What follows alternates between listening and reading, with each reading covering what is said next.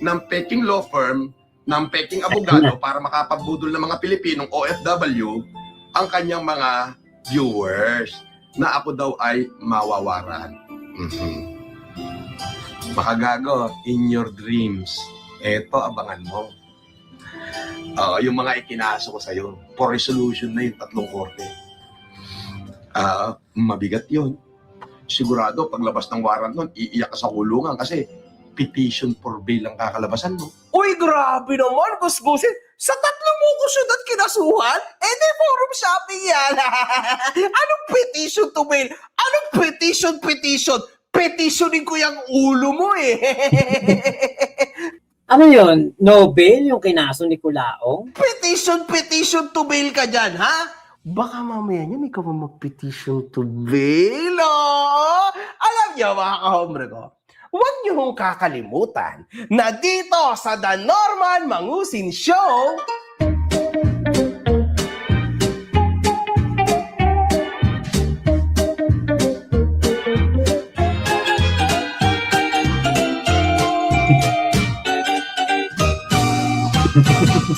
yes! Dito sa Norman Mangusin Show, si Norman Mangusin ho ang laging tama. Di ba? Si Norman Mangusin ho ang laging pogi. Di ba? At lalong-lalo na, si Norman Mangusin ho ang Diyos.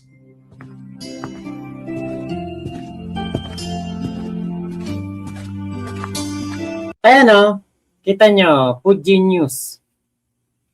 Alam nyo ba itong video na to 4 years ago, 5 years ago? Paano nangyari na si MG ang leader ng Pudgy News? Yan nga oh. Napakatagal na niyang video na yan, upload ni Pudgy News yan.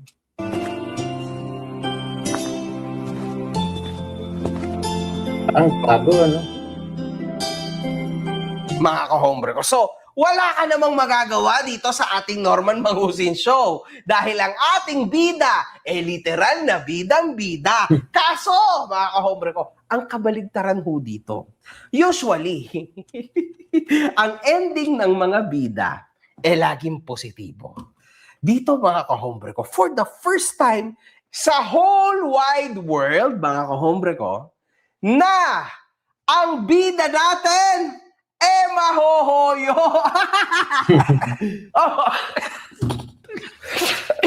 Pero wag kayong mag-alala, mga kahombre ko. Pag nahoyo yan, sabi niya nga, di ba? Kaya ako nananahimik kasi hinihintay ko na lang yung araw, ipapasok ko sa hoyo yan. Oo, yung tratadong yan. Pasok na pasok sa hoyo yan. Oo. Oo, sabi ko nga hambog siya today, atungal maya-maya. Hindi lang iiyak ya, aatungal yan. Aba, baka akala mo ang isang count ng cyber libel ang bail nun 200,000, isang count. Ay magbibilang ka ngayon kung ganong karaming count yun. Si Makabaho, alam mo kung bakit? Di tinitira niya ako. Imbis na magalit ako, tuwan-tuwa ako. Alam mo kung bakit? Naku po, magkakapera ako. Ang laki. Biruin mo, ang isang count ng cyber libel. Isang count. 200,000 ang bail. Tapos biglang nung siya na yung kinasuhan ng patong-patong na cyber libel, naging ganito na lang ho ang bail, sabi niya. O, magkano bail niyan? 10,000? Baka 5,000 nga lang si Raulo. Diba, mga kahombre ko? Sa mundo niya, dapat siya lagi ang tama.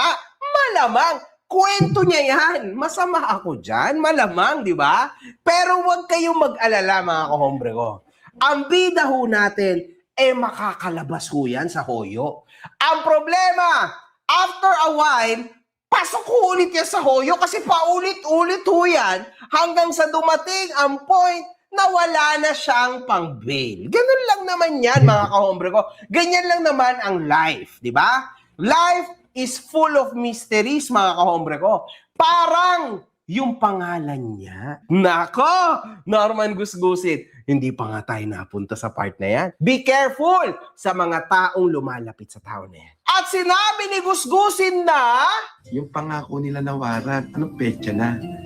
Hindi ka ba nahihiya sa kasinungalingan mo, Makagago? Pinagkakalat mo na mawawarant ako. Di ba? Pinagkakalat mo. Sino bang unang nagsabi niyan? Bigyan mo ko 5 araw. Diyan mismo sa San Pablo, buburahin kita. Maganda ka na. Sinabi ko na siya, bibigyan ka pa 5 araw. Sana maipagtanggol niyo yung amo niyo kapag kinaladkad namin niya sa loob ng bahay niya. With posas. Okay? Hindi ako mag-excuse. Basta Friday.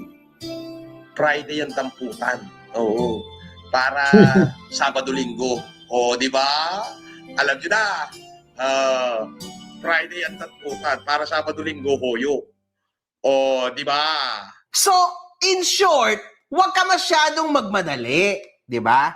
Kasi merong time, merong place, ang lahat. Ang maganda, yung biglaan para ganitong reaction mo. Di ba? Wala namang kalatoy-latoy yan. Eh ngayon pa nga lang, nagpipilipin loop ka na, di ba? Warrant of arrest edition. Kung saan-saan ka na nagpupunta, eh wala pa nga, di ba?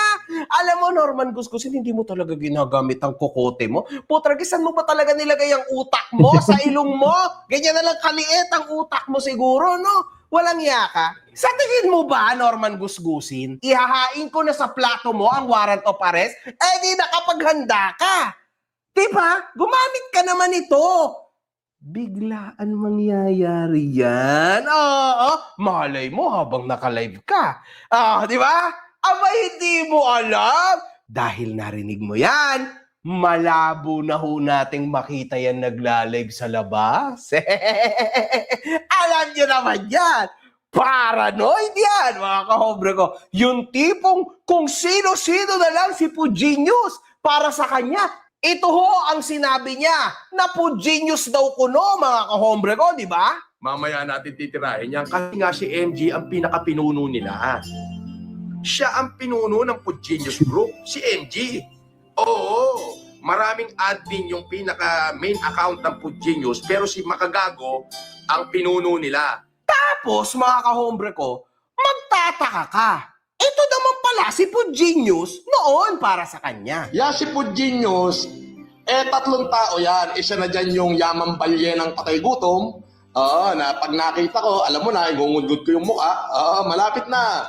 Tapos, kasama na dyan si Mighty Buraot. At saka yung babae yun, nagngangalan, ang pangalan ng babae yun, letter P. Yan, ang umpisa ng pangalan ng babae na yun. Mahagit ko rin yun. Ano ka ba naman? Eto paano nangyari na si Pugenius ay si MG? Kita nyo, ito pong nakalagay dito, nasa United Kingdom. Catch me if you can, England, Ireland, Scotland. Tapos, ito po ay January 12, 2012 ginawa. Ibig sabihin, 2012, magkakakilala na si Pugenius saka si Makagago. Kumag talaga to si Kulaong no? Hindi nag-iisip. Kaso na naman. Talaga mahuhuyo to. Yung kasi nagdemanda, Beno, malapit ko na itong pangalanan, no? Nagdemanda kasi yun.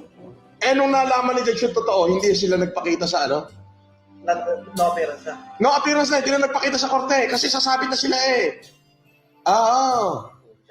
pera-pera, habol itong mga hindorotot na yan. Pera-pera. Akala naman nila ako'y maiinis nila. Ay di lalo lang ako mangiinis. So ang tanong, bakit mo ako kinasuhan sa Paranaque stating na ako si Pugenius? Yung pala, dati ka pang paranoid sa pagpo-point finger mo kung sino si Pugenius. Hindi ba, Norman Gusgusin? Napakadali na lang palang lusutan ng ikinaso mo na naman sa akin, sa Paranaque, di ba? Ipakita ko lang yan, bang, ubos ka. Wala na, tapos finish. Kailan mo ba gagamitin yung kukote mo, ha? Siguro pag nakakulong ka na ulit. Parang meron yata ako residency sa Cordillera, no? Sa Bugyas. Ay, hindi pala. Sa Mangkayan na lang. Magpapail nga rin ako dito ng kaso. Total, pinagsasabi mo na, ipipilipin look mo ko di ba? Norman Gusgusin, huwag kang mag-alala. Yung Philippine Loop, nangyayari na yan. Ngayon pa nga lang, tinan mo itsura mo. Tawa nga kami ng tawa, walang iya ka. Tingnan mo naman, gusgusin. To the point na yung van mo ay naging camper na. Tingnan nyo naman mga kahombre ko. Yung van niya ho, wala na. Talagang yan na yung tirahan niya. Wala siyang choice eh. Ikaw na nga ba naman ang mag-Philippine Loop? Warrant of Arrest Edition. Akala ko pa naman dati, Prosecutors Edition at RTC Edition. Abay, hindi mga kahombre ko. Samahan na ho natin ang Warrant of Arrest Edition. Nowadays, mga kahombre ko, tuwing Thursday siya nawawala, mga kahombre ko. Dati kahit pa paano, Friday doon, nawawala na siya ng syudad, di ba? This time, tuwing Thursday. Butra guess, next week, Monday pa lang, wala na yan, mga kahombre ko. Sa pagkaduwag ho ng tao na yan. Oo! Sa lahat ng supporter ko, ngayon po ako po ay pupunta ngayong 31 and 1 sa most depressed municipality ng Pilipinas. Katulong ko po ang mga kasundaluhan na maghahatid ng wheelchair sa mga lumpo, maghahatid ng libreng salamin sa ako bawat isang pamilya ay makikita niyo po yan sa aking live sa 31 and 1. Yan pong lugar na yan ay talagang most depressed. Nasa kaduluduluhan po ng Pilipinas na kung saan hindi na maabot. Wala talaga to sa sarili niya, boy. Salamin sa bulag. Maghahatid ng libreng salamin sa mga bulag. Grabe naman yung utak mo talaga, Norman Gusgusin. Ano ka ba? Sabi mo, graduated ka ng PhD o humanitarian. Ang alay ko sa inyo ay ang aking pagtatapos. Pagtatapos ko po sa Cambridge Training College of London. Ako po ay nakakahiya naman po, ay doctorate lang naman po sa Humanities and Philosophy. Yan po ay ako po ay nakakahiyang sabihin ay ako po ang top notcher. Anong pananalita yan? Pananalitang kriminal yan. Pananalitang galing sa tamod ni Satanas yung pinagsasabi mo. Putragis, imaginein mo mga kahombre ko, meron kang pinag-aralan, tas ang tawag mo sa may kapansanan ay lumpo. Na maghahatid ng wheelchair sa mga lumpo. Ang tawag mo kahombre ko, sa taong hindi nakakakita bulag. Maghahatid ng libreng salamin sa mga bulag. Walang iya. Nasaan ang respeto ng tao na ito, di ba? Maya-maya niyan yung sasabihin niyan, mga kahombre ko, napakasimple lang ho. Yung special child, malamang sasabihan niya ng Yan. hindi ba? Di ba may pinag-aralan ka? So alam mo kung paano yan sasabihin in a very mannered way. Grabe naman hong humanitarian yan, mga kahombre ko.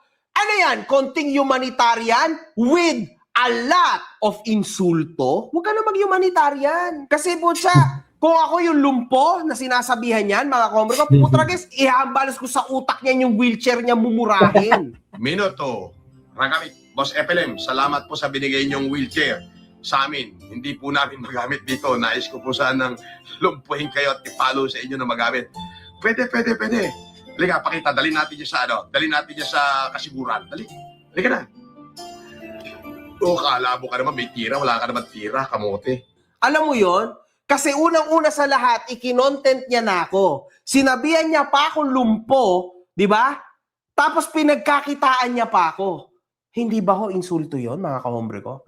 That's poverty porn. Iko-content ako, di ba? Gagamitin yung mukha ko sa internet, tapos bibigyan ako ng wheelchair na ang halaga wala pa sa kalahati ng kikitain ko sa views ko dahil ginamit ko siya.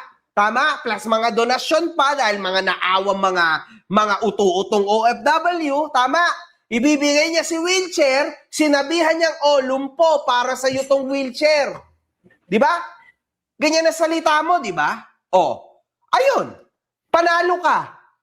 'Di ba? Kumita ka na sa views mo. Wow, ang bait naman ni Norman, ang bait naman ni Norman. Kumita ka na ng isang beses. Panalo ka na. Nakuha mo na pabalik yung ginastos mo sa wheelchair na mumurahin mo. Tama? Pangalawa, mga kahombre ko, ito yung masaklap dyan. Araw-araw kumikita pa ulit yung video niya na yon. Pero yung ginamit niya na nakakaawang tao habang buhay na nakaplasta ang mukha nitong tao na to na binigyan ko ng mumurahing wheelchair lang sa internet. Ayan ho yun. Yan yung nakakalungkot na side niyan. 'Di ba? Kung medyo lalaliman mo lang, ayan ho ang realidad dyan. Literal mga kahombre ko, nagbigay ako, tas kumita lang ako ng triple. Ang lahat po, kumita po ang aking YouTube na magmula nung November hanggang ngayon po, ay kumita po ito ng $16,000 US dollar. At yung $16,000 US dollar po na yon, uubusin ko po lahat sa 31 and 1 para maipaabot sa ating mga kababayan. Naisip ko nga sana yung mga estudyante, di ba, sunod na lang natin yan. Unahin ko muna po itong 31 and 1, makikita niyo po yan live broadcast, magla-live po ako doon sa lugar na yon at makikita niyo po kung ganong karami yung preparasyong aming ihinanda rito. Teka lang. Hindi ba ang sabi mo nung isang araw? Sino may sabing naghihirap ako? Sino may sabing naghihirap ako? Ngayon 31 at saka 1, mamimigay ako ng mahigit 40 million sa isang depressed municipality sa Pilipinas. Hintayin mo. Di ba? Nag-i-enjoy ako sa buhay ko.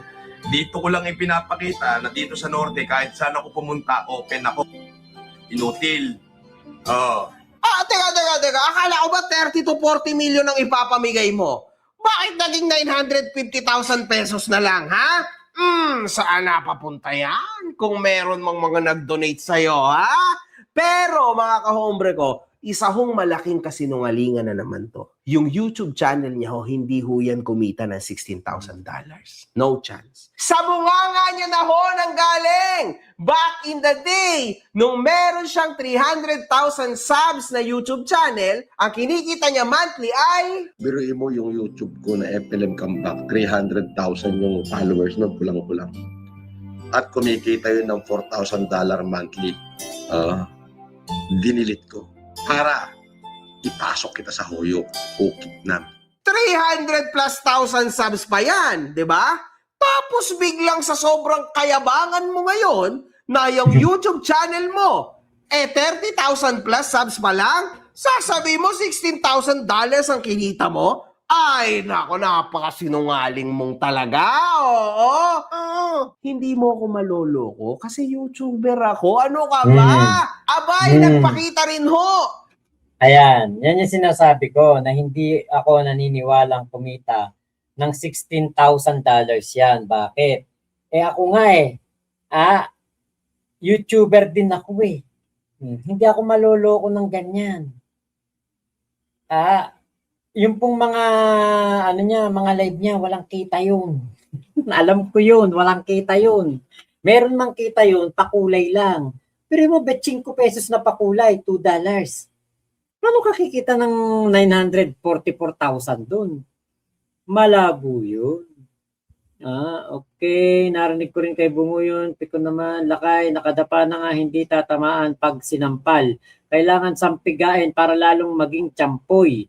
Blue, endorsement ni Kulaong, dapat punerarya, tas susubukan niya yung kaba. Dukutin ni Boss Mac, natitira utak ni Kulaong mula sa butas ng ilong. Nako, Ate Michelle. Parang kadiri yun Mick Medey, Boss Mac, parinig mo nga yung umiiyak si Kulaong, nasa kubeta na siya natutulog. Sige, kaya lang hindi ko naka-ready. Catch me 123 forum shopping yung ginagawa mo, Kulaong. DJ Brian, nagsabi na din ako kay MG, sasama ako bilang OFWC, payrer pag napatunayang hindi nagbabayad ng tax si Mangusin, isa ako mag-file sa kanya sa BIR. Ate Michelle, still here. Ate Virgie, nagpipigilan, baka maging mapanakit. Ayan. Kay Kuya Golden Takure, tama. Pagkaisahan nyo, sabi niya, bilyones daw gumasto sa humanitarian. Hanapan niyo ng buwis. Yan. Kuya Henry, ayan, Ate Virgie, hindi pa po. Di ko napansin yung na-hide ni Makmak. Backread ko din. Di ko din nakita. Ibig sabihin, naka-hide na siya dito. Pero nakapag-comment siya dahil hindi naman niya alam na naka-hide siya. Ngayon, lalabas po siya dito sa aking StreamYard. Yun, ganun siya. Okay, so, tinago mo na ba itong si Kaneki? Parang may toyo yata ito Tanggalin mo na lang yan. Kuya Henry, ang kaneki na yan. Catch me 1, 2, 3, halatang wala ka talaga abogado. Kung meron man, napakawalang silbi nila. Hindi, kaya lang naman nagiging walang silbi ang abogado pag walang pambayad. Di ba? Kay Pink Butterfly, grabe naman, makapagsabi na matandang dugyutin, mas dugyutin ka nga. Totoo yan. Kuya Henry, addict ka ba o dating bobo na? Kaneki, no? Alan Willie, ayun. Boss Mac, present from Germany. Dasseldorf. Yan, matcha muchacha, lahat ng sinabi ni Kulao ay description ng sarili niya. Lahat back to you sa kanya. Okay, pag tumatawa si Kulaong yung halos lumabas na sa tabaga niya. Ate Michelle, ewan, pero di kita dito sa Comsec, Ate Virgie. Ano yun? Naka-hide nga po. Okay, Pritz Willa, di ka ang Peanut Norman. Golden Takure, wala man lang sa kalingkingan mga gwaping bayaw ni MG. Yun nga. Okay, Patricia Dakanay, kahit sa dumi sa kuko, wala ka Kulaong. Kuya Elmer, Boss Mac, walang-wala sa itsura ni Kulaong kahit sa dulong kuko ng mga Lopez siblings. Ayun. Second winter ko pa lang, Ate Virgie, kaya ini-enjoy pa. Ate Michelle, okay po. Okay. Okay, nag-uusap sila. Justin Morales, yung Kulaong na yan, okay, maniwala. Okay, alas 3 na. Sino ditong higang-higa na? Okay, Amibel, ang galing talaga ng taga-edit ni MG. Kamusta naman pag-edit ni Monica? Naku, oo. 3 hours, 3 minutes, quality time. Sulit na sulit. Trangkaso ko na lang. Naging 20% na lang. Golden Takure, kaya mate-technical mga kaso niya kasi walang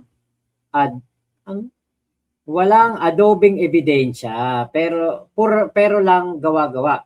Kung igigit mo Kulaong na si MG ang Genius, walang saysay ang reklamo mo. Tama.